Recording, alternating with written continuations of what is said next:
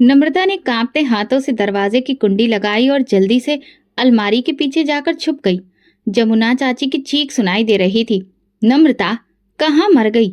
अगर आज तू हाथ ना आई तो मैं तेरे चाचा से कहकर तुझे घर से निकलवा दूंगी। नम्रता की सांस उखड़ रही थी।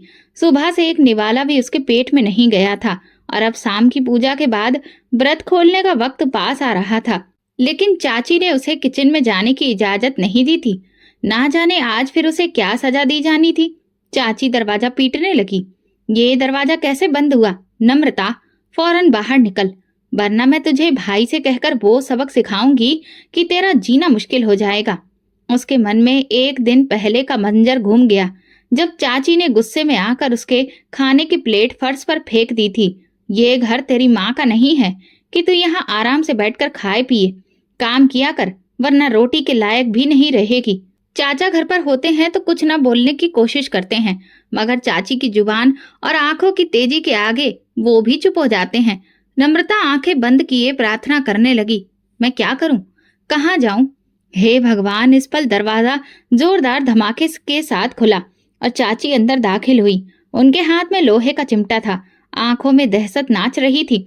यहाँ छुपी थी तू? आज देखती हूँ तू कैसे भागती है। नम्रता ने दीवार के साथ लगकर खुद को बचाने की कोशिश की, मगर चाची ने उसका बाजू जोर से खींचा।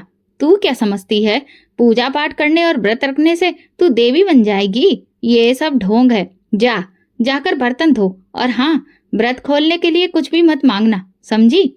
नम्रता ने पलकों पर आंसुओं का बोझ लेते हुए सिर झुकाया। वो जानती थी कि अब बोलने का कोई फायदा नहीं, मगर जब चाची ने उसे धक्का देकर किचन की तरफ धकेला तो उसका सब्र टूट गया। चाची, भगवान के लिए मैंने आज व्रत रखा है, कम से कम पानी ही दे दो। चाची की आंखों में खून उतर आया। पानी चाहिए तुझे? जा, बाहर निकल और आसमान की तरफ मुंह उठाकर मांग। देखती हूँ तेरा भगवान तुझे पानी कैसे देता है। ये कहकर उन्होंने नम्रता को घसीट कर स्टोर रूम में धकेल दिया और दरवाजा बंद कर दिया। वो जमीन पर गिर गई। अंधेरे में कुछ भी नहीं दिख रहा था। बाहर से मंदिर में होने वाली पूजा की आवाजें गूंज रही थी। नम्रता रोने लगी।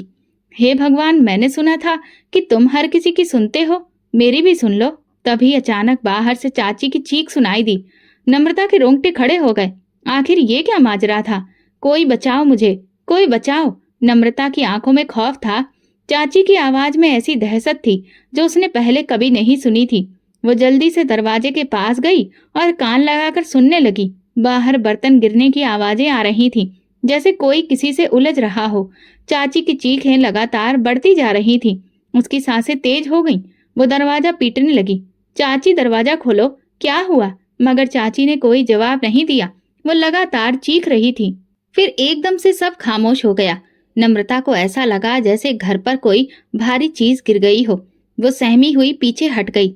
अंधेरे कमरे में तन्हा, भूखी, प्यासी और डरी हुई उसकी आंखों में आंसू आ गए। हे भगवान, मेरी मदद करो, मुझे यहाँ से निकाल दो। कुछ देर बाद मनोज चाचा के कदमों की आवाज सुनाई दी।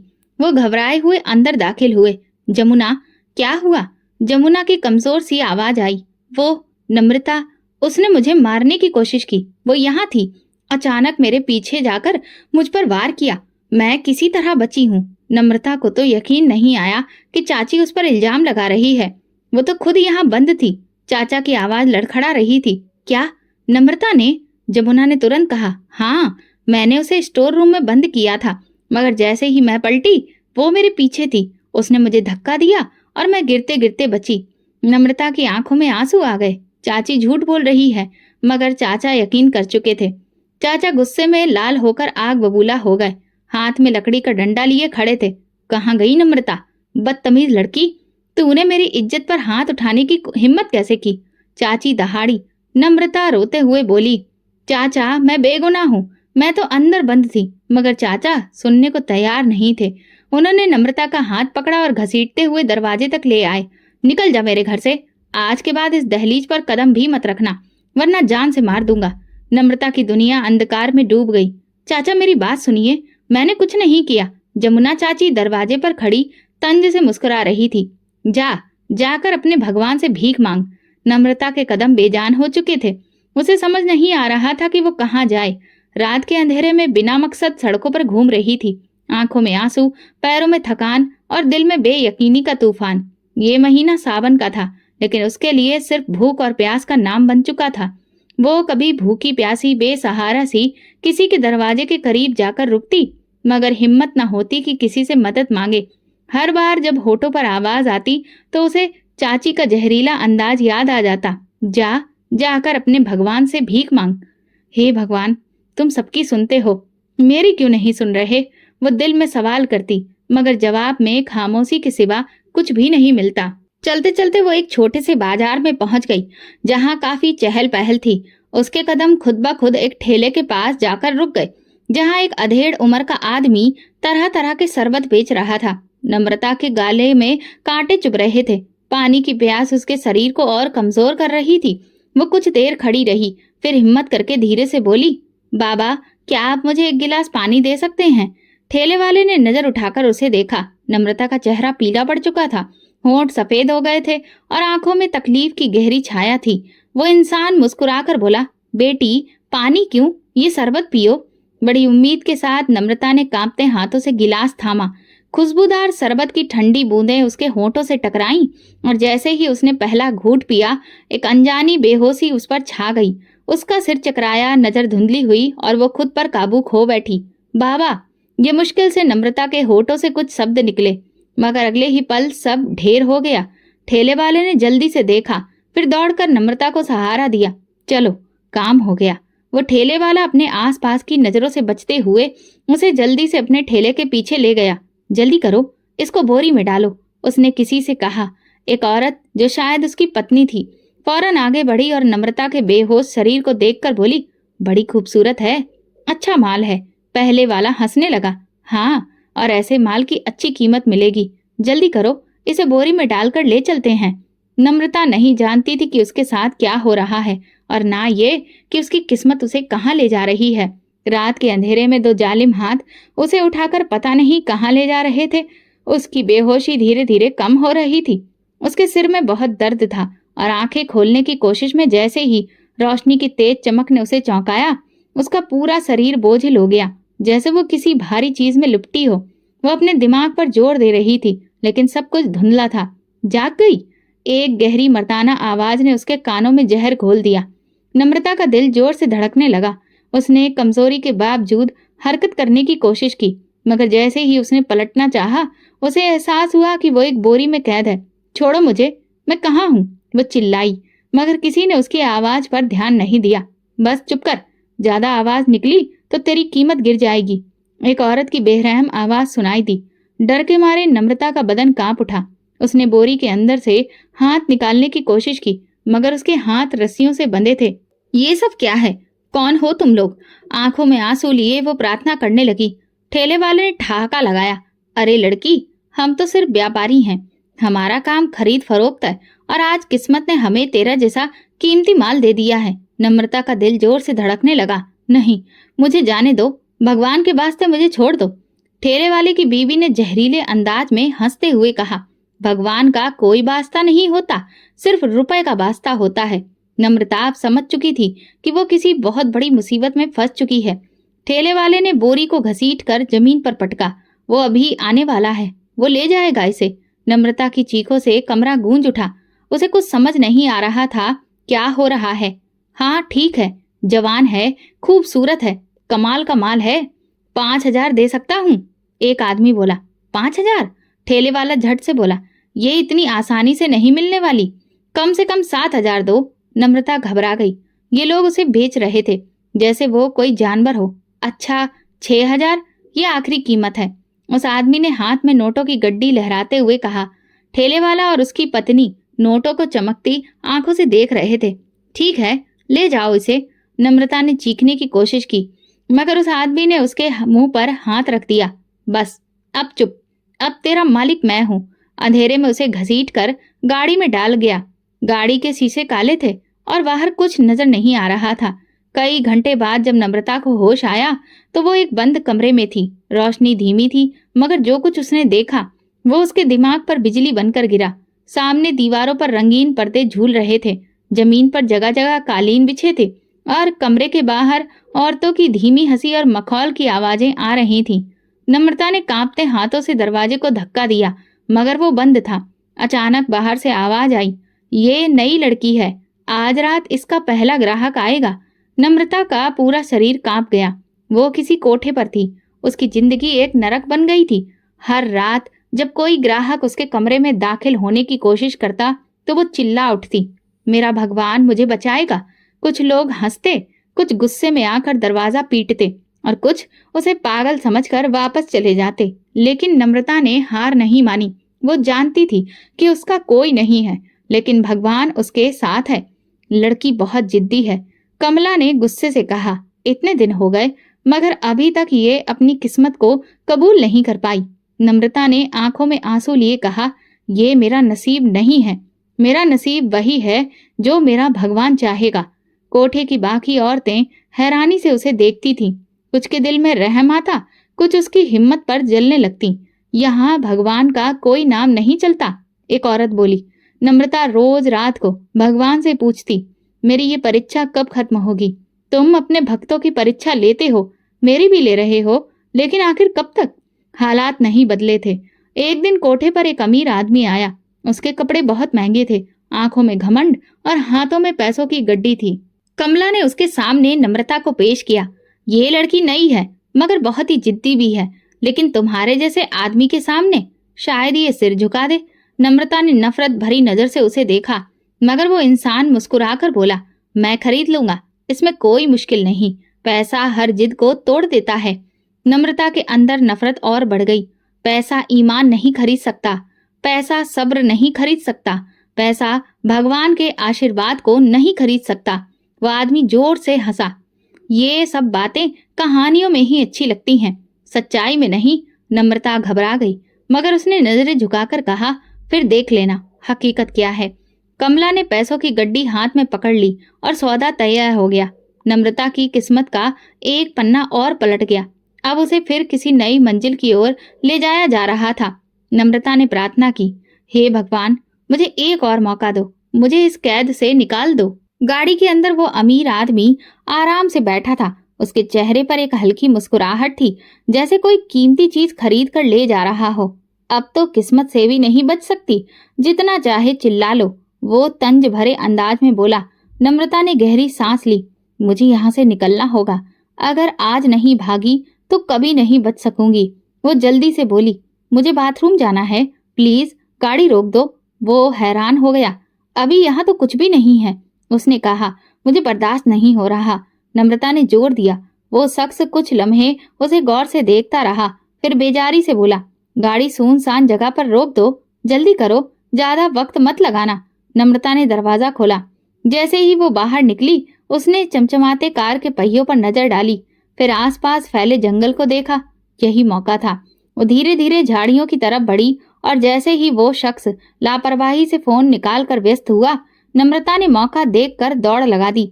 अंधेरे जंगल में वो पागलों की तरह भाग रही थी। कांटे उसके पैरों में चुभ रहे थे, टहनियां उसके चेहरे पर निशान डाल रही थीं, मगर उसने अपनी तकलीफ का एहसास नहीं किया। उसके मन में सिर्फ एक ही बात चल रही थी, अगर आज रुक गई तो सारी जिंदगी रुक जाएगी। पीछे से उस शख्स की आवाज आई, रुक जा, मैं तुझे जिंदा नहीं छोड़ूंगा। नम्रता और तेज भागी, सांस फूलने लगी, लेकिन वो रुकी नहीं। वो पत्थरों पर गिरी, कांटों में उलझी, मगर फिर भी दौड़ती रही।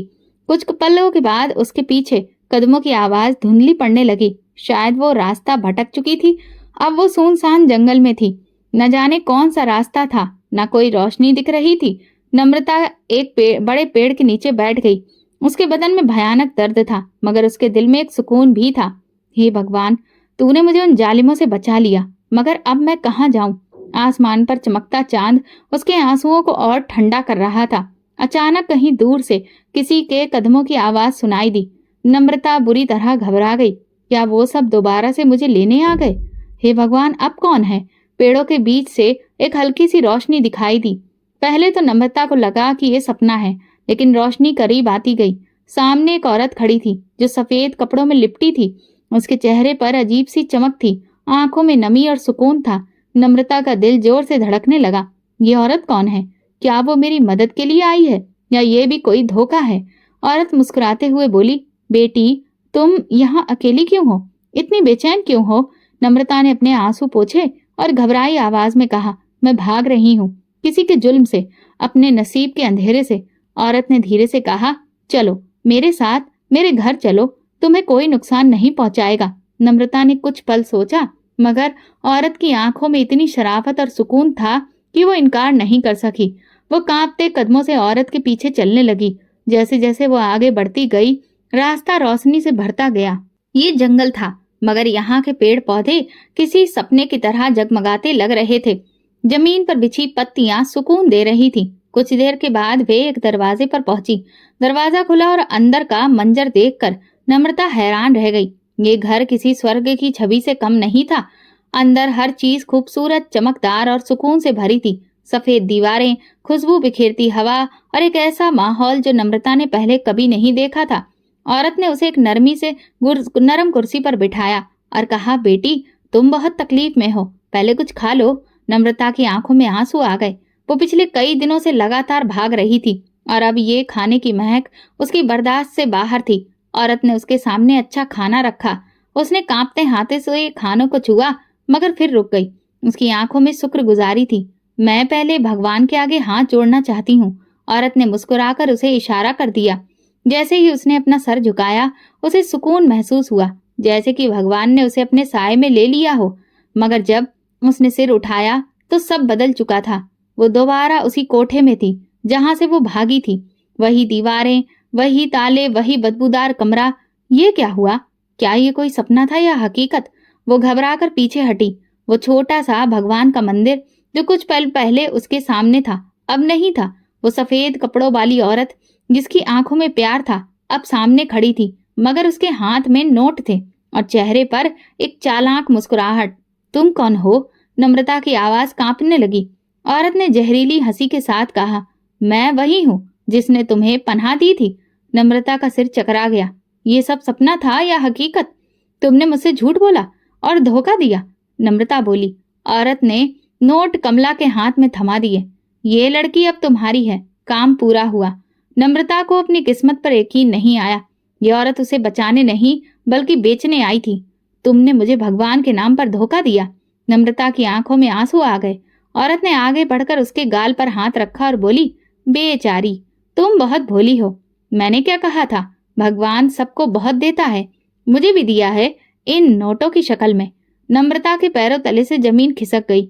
वो समझी थी कि भगवान ने उसकी सुन ली, लेकिन यहाँ तो एक और ही जाल बिछा था। कमला ने आगे बढ़कर नम्रता का बाजू जोर से पकड़ा।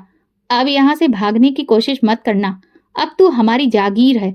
नम्रता ने अपना हाथ छुड़ाने की कोशिश की, मगर कमला की मजबूत पकड़ में वो बेबस थी। मुझे छोड़ दो, वो चीखी, मगर आसपास खड़े लोग सिर्फ तमाशा देख रहे थे। यहाँ भगवान की बातें मत किया कर, कमला ने दांत पीसते हुए कहा। यहाँ हर चीज पैसे पर चलती है और तेरी कीमत लग चुकी है। नम्रता ने ठान लिया, नहीं, मैं यहाँ नहीं रहूंगी। तुम देख लेना, एक दिन मेरा भगवान मेरी मदद जरूर करेगा, जैसे उसने तुझे मेरे जरिए निकाला था। नम्रता ये कहकर दुखी हो गई। क्या सच में कोई उसकी मदद को नहीं आएगा? क्या भगवान ने उसे छोड़ दिया है? वो लगातार रोए जा रही थी, मगर फिर भी उसके दिल में एक छोटी सी उम्मीद थी। यहाँ से निकलने का कोई न कोई रास्ता जरूर होगा। भगवान की परीक्षा लंबी हो सकती है, लेकिन वो अपने भक्तों को कभी नहीं छोड़ता। हर दिन एक नई मुसीबत, एक नया ख्वाब। हर बार जब कोई दरवाजे पर आता, उसका दिल दहल जाता। वो कमला की कैद में थी, बाहर जाने का कोई रास्ता नहीं था। बस अब मैं और नहीं सह सकती। एक रात जब सब नींद में थे, नम्रता ने चुपचाप चादर ओढ़ी और कमरे की खिड़की से झांका। नीचे गहरा अंधेरा था, मगर यह अंधेरा उसकी जिंदगी की मुश्किलों से कम खौफनाक था।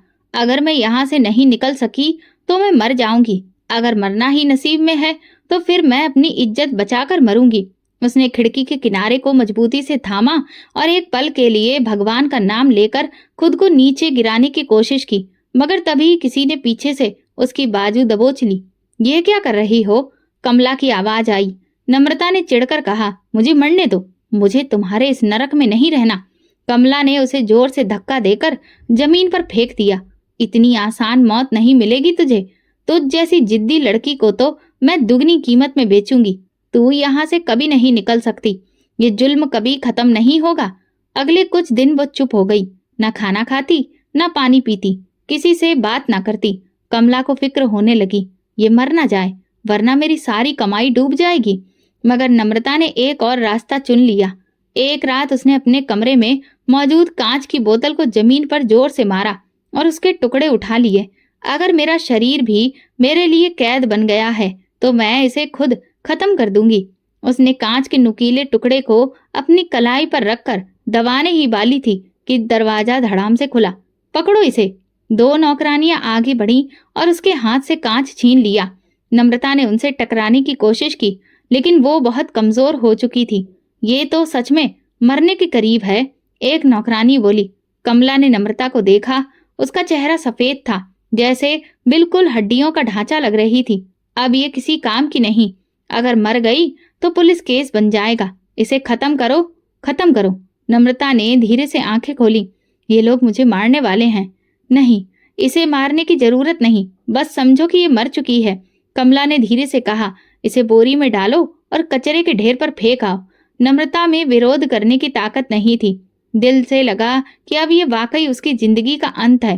वो बेहोशी की हालत में थी जब उन्होंने उसे बोरी में डालकर बंद किया और रात के अंधेरे में कचरे के ढेर पर फेंक दिया। कचरे के ढेर पर पड़ी बोरी में जिंदगी की कोई उम्मीद बाकी नहीं थी। अंधेरे में कुछ आवारा कुत्ते खाने की तलाश में इधर उधर भटक रहे थे और बार बार बोरी के पास आकर सूंघ रहे थे। सुबह की हल्की रोशनी फैल रही थी जब एक उम्र दराज जोड़ा जो वहां रोज कचरा बीनने आता था गली में पहुंचा। मर्द ने बोरी की तरफ इशारा किया, यहाँ कुछ बड़ा सा सामान पड़ा है, देखो तो सही।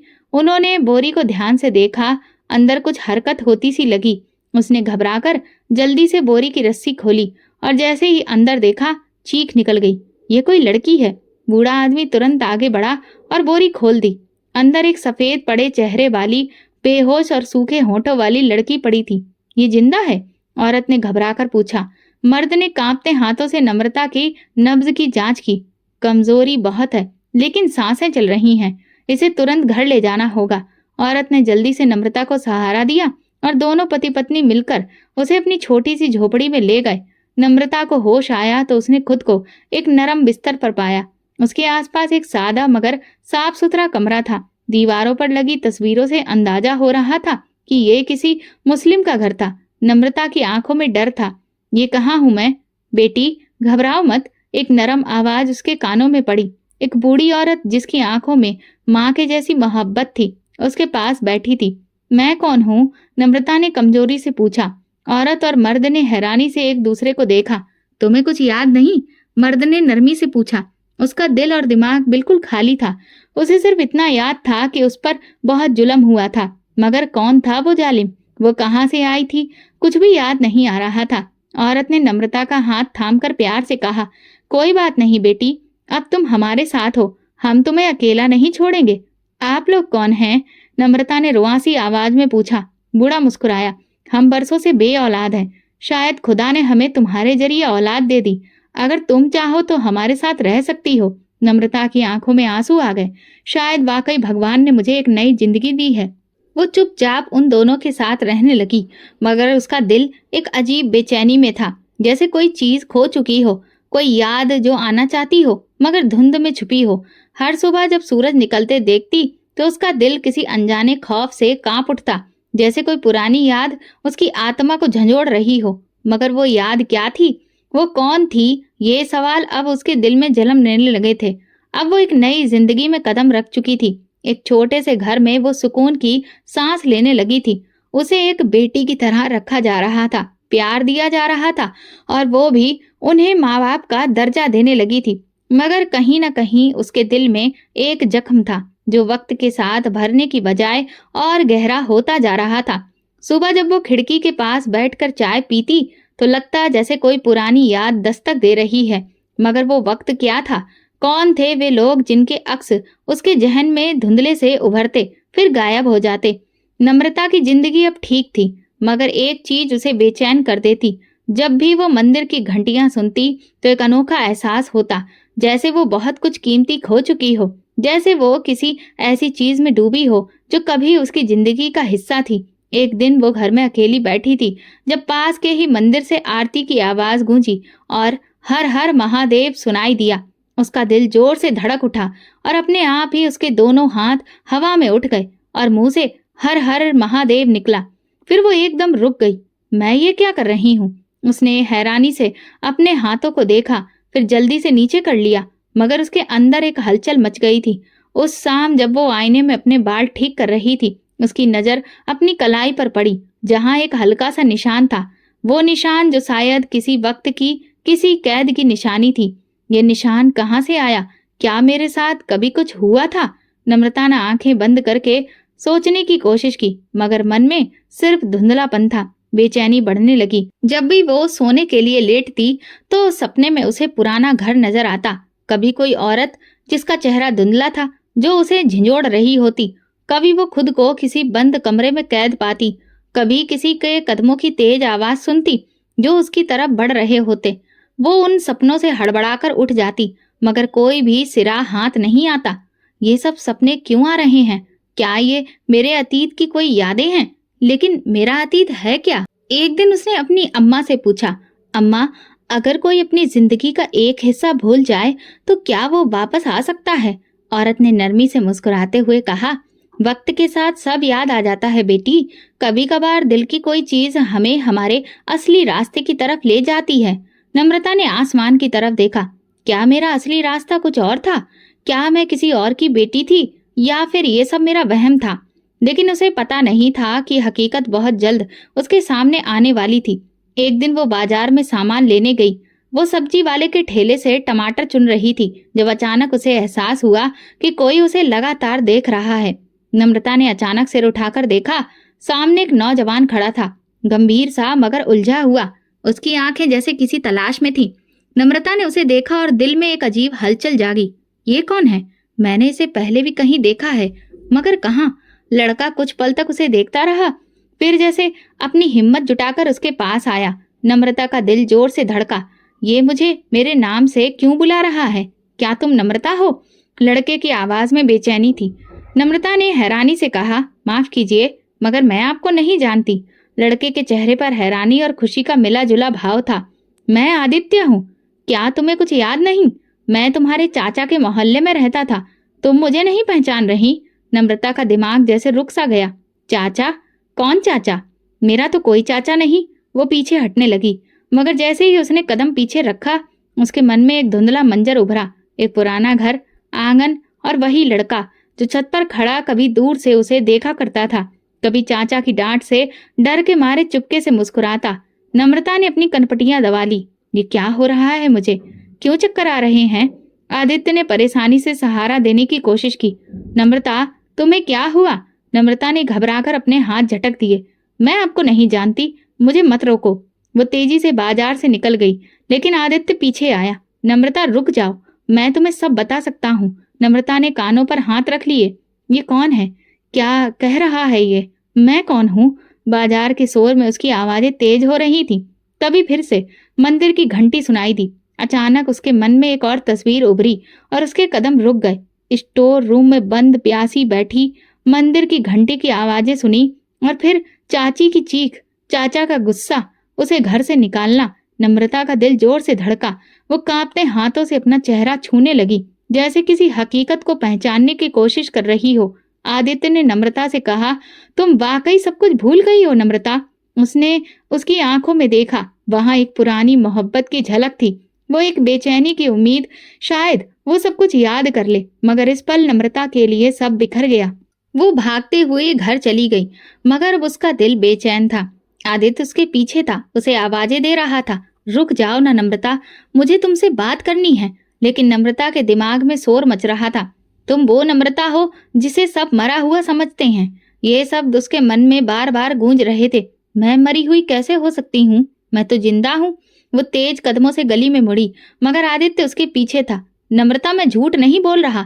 तुम सच में वही लड़की हो जिसे लेकर तुम्हारे चाचा और चाची ने ये घोषणा की कि तुम मर गई हो। ये सुनकर नम्रता के अंदर तूफान आ गया। चाचा चाची? मैं तो अनाथ थी ना, वो धीरे से बोली। आदित्य का चेहरा हैरानी और दुख से भरा था। नम्रता, तुम्हें कुछ भी याद नहीं? नम्रता ने कमजोर आवाज में कहा। मुझे नहीं पता। आदित्य ने गहरी सांस ली। तुम्हारे माँ बाप के मरने के बाद तुम अपने चाचा के घर रहने चली गई थी, याद है? मगर तुम्हारी चाची तुम्हारे साथ बहुत बुरा व्यवहार करती थी। एक दिन उसने तुम पर झूठा इल्जाम लगा दिया और तुम्हारे चाचा ने तुम्हें घर से निकाल दिया। नम्रता की आंखें फैल गईं। उसका दिल जोर से धड़का। ये सब मैंने सपने में देखा था। आदित्य ने कदम आगे बढ़ाया। ये सपना नहीं था नम्रता, यही तो तुम्हारी सच्चाई है। याद है, मैं तुम्हारा पड़ोसी था और हमेशा तुम्हें छत से देखा करता था, मगर तुम कभी चाचा के डर के मारे मुझसे ज्यादा बात नहीं करती थी। तुम मुझे जानती हो। नम्रता का सिर चकराने लगा। वो पीछे हटने लगी। ये सब सच नहीं हो सकता। ये सच है नम्रता, और सबको लगा था कि तुम मर चुकी हो। उसकी आंखें जम गईं। वो लोग मुझे मरा हुआ समझते हैं। क्या मैं वाकई मर गई थी? उसके पैरों के नीचे से जमीन खिसक गई। आदित्य ने आगे बढ़कर उसकी बाह पकड़ने की कोशिश की, मगर नम्रता ने झटक कर पीछे कहा, मुझे अकेला छोड़ दो, मैं कुछ नहीं जानना चाहती। वो दीवानी सी वहां से भाग गई, मगर इस बार वो भाग नहीं रही थी। वो अपनी हकीकत खोज रही थी। उसके अंदर तूफान उठा था। वो जानती थी कि अब वो खुद को ज्यादा देर तक झूठ में नहीं रख सकती। मैं कौन हूँ? मुझे सब लोग मरा हुआ क्यों समझते हैं? पर अगर मैं जिंदा हूँ तो फिर मेरा असली घर कहाँ पर है? लेकिन उसके पास इन सारे सवालों के सिवा कुछ भी नहीं था, जबकि जवाब शायद उसे मिल ही जाता। पुलिस अफसर पहले तो सब सुनकर हैरान हुआ, लेकिन जब आदित्य ने पूरी बात सुनाई तो नम्रता के अतीत के बारे में जानकर ये मामला गंभीर हो गया। अगर ये सच है तो ये बहुत बड़ा जुर्म है। हमें फौरन कार्रवाई करनी होगी। पुलिस की टीम ने नम्रता के रहने की जगह पर छापा मारा। वो जोड़ा जिसने नम्रता को केवल औलाद ना होने की वजह से बेटी की तरह अपना लिया था, पुलिस को देखकर घबरा गया। हमने कुछ गलत नहीं किया, बूढ़े आदमी ने कहा। हमने तो इसे मरने से बचाया था। नम्रता उनके पीछे खड़ी थी। उसका चेहरा सफेद पड़ चुका था। पुलिस ने नरम लहजे में कहा, बेटी, हमें तुम्हें अपने साथ ले जाना होगा। तुम्हारा असली परिवार तुम्हें मरा हुआ समझ रहा है। हमें उन्हें सच बताना होगा। नम्रता ने कमजोर हाथों से अपनी अम्मा का दामन थामा। अम्मा, मैं कहाँ जाऊंगी? औरत की आंखें भर आईं। बेटी, जो सच है वही तुम्हारा रास्ता है। पुलिस उसे लेकर अदालत पहुंची। वहां पहले से उसके चाचा चाची मौजूद थे, जिन्हें पुलिस ने बुलाया था। चाचा ने जैसे ही नम्रता को देखा, उनका चेहरा सफेद पड़ गया। चाची के होठों पर एक पल के लिए हरकत दौड़ गई, मगर फिर खुद को संभाल कर गुस्से में बोली, कौन लड़की है ये? ये नम्रता नहीं हो सकती है। अदालत में मौजूद सब लोग हैरान रह गए। आप कह रहे हैं कि ये आपकी भतीजी नहीं है? चाचा ने पसीने में भीग कर कहा। जी हाँ, नम्रता तो सालों पहले मर चुकी थी। नम्रता का दिल सिहर उठा। यही वो लोग थे जिन्होंने मुझे घर से निकाला और अब कह रहे हैं कि मैं मर चुकी हूँ। आदित्य ने तुरंत कहा, ये झूठ बोल रहे हैं। नम्रता को इन्होंने खुद घर से निकाला था और फिर शायद इसी वजह से उसके मरने की अफवाह फैला दी ताकि ये बदनाम ना हो। चाचा ने तुरंत जवाब दिया, ये सब झूठ है। ये लड़की कोई और होगी। हमारी नम्रता का तो अंतिम संस्कार हो गया था। नम्रता ने अविश्वास से चाचा को देखा। पुलिस अफसर ने अदालत में मौजूद फाइलें खोली। ये मामला बहुत गंभीर है। नम्रता के मरने की कोई सरकारी रिपोर्ट दर्ज नहीं थी और ये भी साबित हो चुका है कि वो इनके घर में रह रही थी। नम्रता के हाथ ठंडे पड़ गए। अगर अदालत ने मेरी पहचान को नहीं माना तो फिर मैं कहाँ जाऊंगी? मगर उसी वक्त एक ऐसा सबूत सामने आने वाला था जो सब कुछ बदल कर रख देगा। जज ने पूछा, तुम कुछ कहना चाहती हो? उसने कांपते हाथों से मुट्ठी बंद की। आज उसके पास मौका था कि वो अपने हक में बोले, अपने साथ हुए जुल्म को दुनिया के सामने लाए। उसने गहरी सांस ली और हिम्मत जुटाकर बोली, मेरा नाम नम्रता है। मैं मरी नहीं हूँ, मैं जिंदा हूँ और आज सच बताने के लिए यहाँ खड़ी हूँ। चाचा चाची के चेहरे पर एक पल के लिए बेचैनी की लहर दौड़ गई, लेकिन चाची संभलते हुए बोली, ये सब झूठ है। तुम कोई और हो, तुम हमारी नम्रता नहीं हो। नम्रता ने चाची की तरफ देखा। उनकी आंखों में कोई ना तो शर्मिंदगी थी ना पछतावा, बस अपनी गलती को छुपाने की बेरहम कोशिश। आप झूठ बोल रहे हैं चाचा। नम्रता की आवाज मजबूत थी।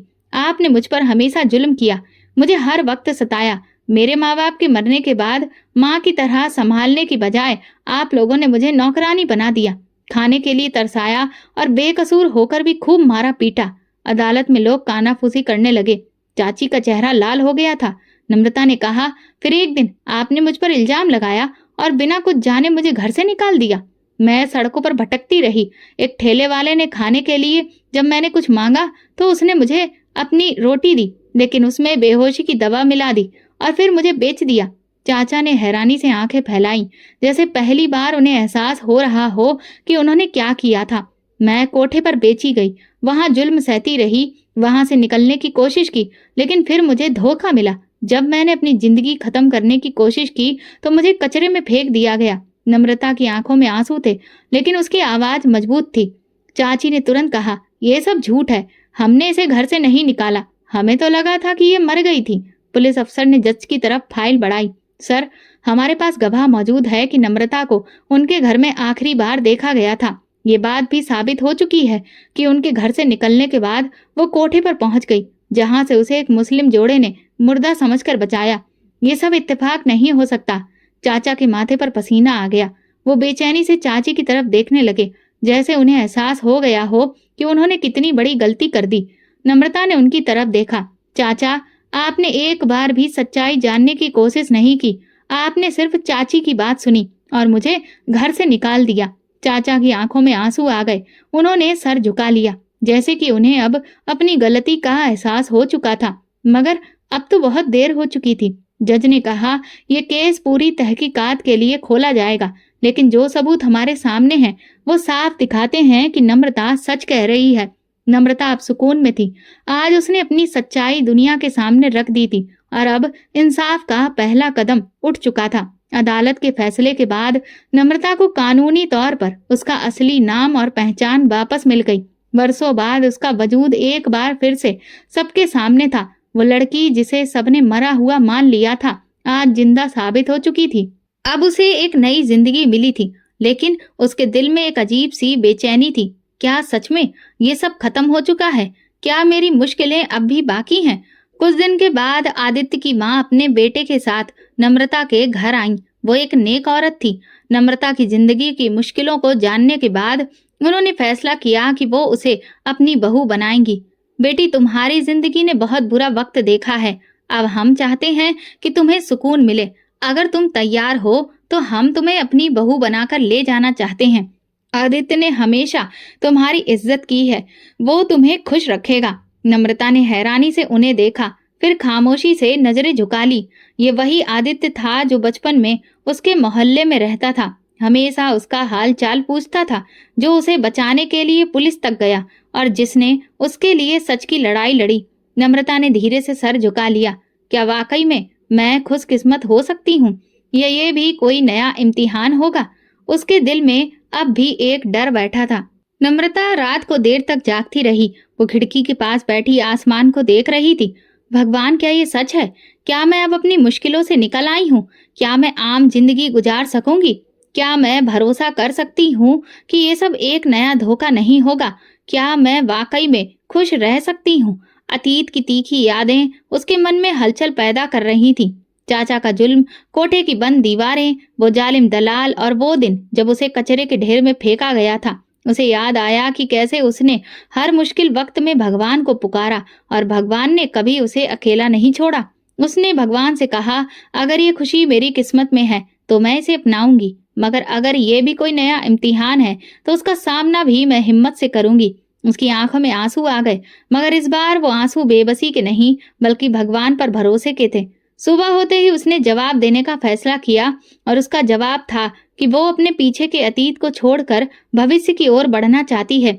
शादी का दिन करीब आ रहा था, मगर नम्रता का दिल अभी तक किसी बेचैनी की तरफ देख रहा था और वो दिल से भगवान को पुकार रही थी। फिर शादी का दिन आया। वो तैयार होकर किसी परी की तरह लग रही थी। पंडित ने सारी रस्में शुरू की और जैसे जैसे एक एक रस्म हो रही थी, ऐसा लग रहा था जैसे बरसों का बोझ हल्का हो गया हो। आदित्य ने मुस्कुराते हुए उसकी तरफ देखा, जैसे कि वो कह रहा हो, मैंने कहा था ना, सब ठीक हो जाएगा। कन्यादान के लिए नम्रता ने उन्हें अपने माँ बाप को बुलाया, जिन्होंने उसे कचरे के ढेर से उठाकर एक नई जिंदगी दी थी, क्योंकि उसके लिए तो वही उसके असली अपने थे। उन्होंने भी खुशी खुशी अपनी बेटी को एक नई जिंदगी का सफर शुरू करने का आशीर्वाद दिया और उसे विदा कर दिया। शादी के बाद अब नम्रता में एक नया बदलाव और एक नई हिम्मत थी। अब वो बिल्कुल बदल चुकी थी। उसने अपनी कहानी को कभी भी किसी से छुपाने की कोशिश नहीं की, बल्कि अपनी कहानी को लोगों के सामने बयां करके उन्हें हिम्मत देने की कोशिश की कि जब उसने हार नहीं मानी तो फिर किसी को भी हार नहीं माननी चाहिए। और उसने भगवान का शुक्रिया अदा किया जिन्होंने हर पल उसका साथ दिया। ये कहानी सिर्फ नम्रता की नहीं थी, यह हर उस लड़की की कहानी थी जो मुश्किलों के अंधेरों में भी उम्मीद के दिए जलाने की हिम्मत रखती है। दोस्तों, अगर आपको हमारी कहानी पसंद आई हो तो फिर कमेंट करके ज़रूर बताइएगा। वीडियो को लाइक करें और ज़्यादा से ज़्यादा शेयर करें। अगर आप चैनल पर नए हैं तो सब्सक्राइब जरूर करें और हाँ, नोटिफिकेशन बेल को दबाएं ताकि अगली अपडेट सबसे पहले आपको मिले। धन्यवाद।